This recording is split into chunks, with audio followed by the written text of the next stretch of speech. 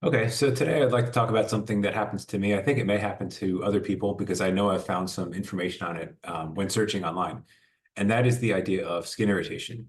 Now, skin irritation can happen from anything. It can be a Dexcom, it can be an insulin pump, or any other kind of CGM. In my case, I use the Omnipod 5, but that does not actually give me too much skin irritation.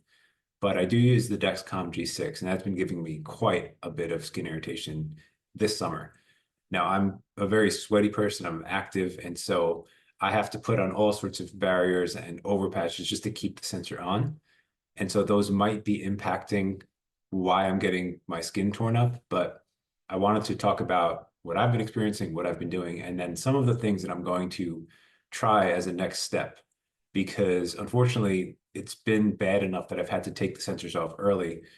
And I think, as most people know, you don't just have the luxury of taking off sensors early. So you really have to hopefully either not have skin irritation, or sometimes I find myself just dealing with it, and that sucks. So I don't have all the answers yet, but I will share the things that I'm going to try next, and I'll put those links in the chat as well. So first, you saw the picture of my arm in the screenshot. Here it is right now. It's quite a bit better. You can see the outline of the sensor, and then you can kind of see here where I had the overpatch. Now this is 2 days of healing, so this is a lot better. This was basically bloody, and all of this stuff was way more puffy, and you really couldn't touch it. It's kind of scabs now, but it was pretty bad. So I had to take the sensor off, and it had only been about 3 days of wearing it, so that's really not good. I have to make sure that that doesn't happen. Now, my normal method of using or wearing the G6 is the following. So at first, I typically will take a shower before I put on a new sensor. And then I will use alcohol swab just to clean off the arm. I'll let that dry. And then I typically will use skin tack, so a barrier wipe, just to make my arm extra sticky.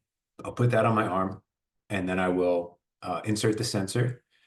And then on top of that, I typically use skin grip over patches. I use the clear ones, and that has been my system. What I'm thinking is that, well, let me talk about a couple things. First of all, I am sweating so much that even with these different barriers that I'm putting on, I'm finding that the edges of the overpatch are starting to come off very quickly.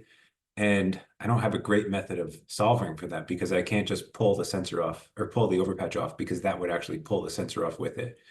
So what I typically do is I will cut up an additional skin grip, and I'll sort of like, let's say that I have one on my arm here and the edges are coming off. I'll typically cut one in half and kind of put it around the edges of the part that's bubbling up so that it stays on tighter. And these things, combined with the actual just the skin grip, may be part of my problem. They're not cloth over patches, and so I do think it's probably difficult for the skin to breathe and to dry off after a shower or after sweating. So I think that's probably part of the issue.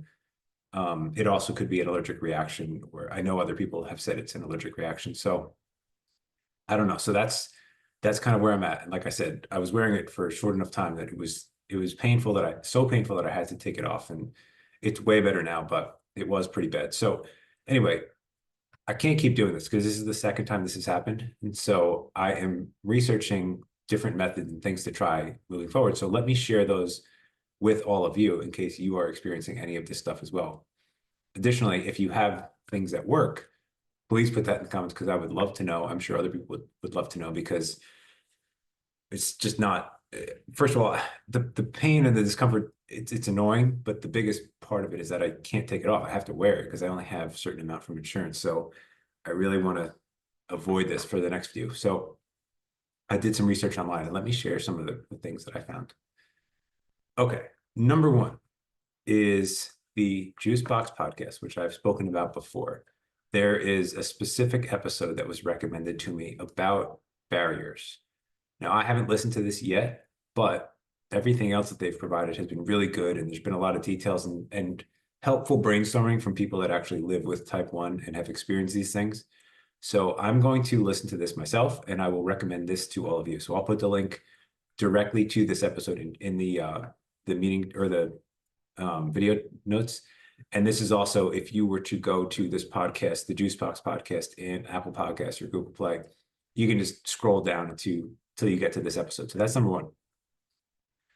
Second thing I'm going to try is this, which is called an underpatch. Now, I don't really know how this works. So again, if anybody's tried this, please let me know. But I believe the sensor goes on top of this, and then so this goes on your skin, and the sensor goes on top of it.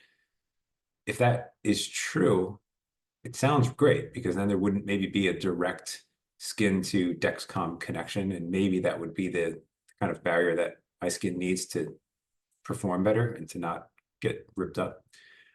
Yeah, I haven't tried it, so curious to hear if anybody has. Okay, another one is some people I was in the Juicebox Facebook group, and some people recommended this Brava skin barrier spray, just as like, I guess, a gentler means of uh increasing or like, I guess, avoiding discomfort and irritation from the Dexcom or from the overpatches. So that's another thing to try. And again, I'll put the link in there. Now, the last one is pretty interesting. So, well, I guess not the last one. This is another similar thing, I think, to that underpatch. So just a bandage that has some medicine in it. I don't know.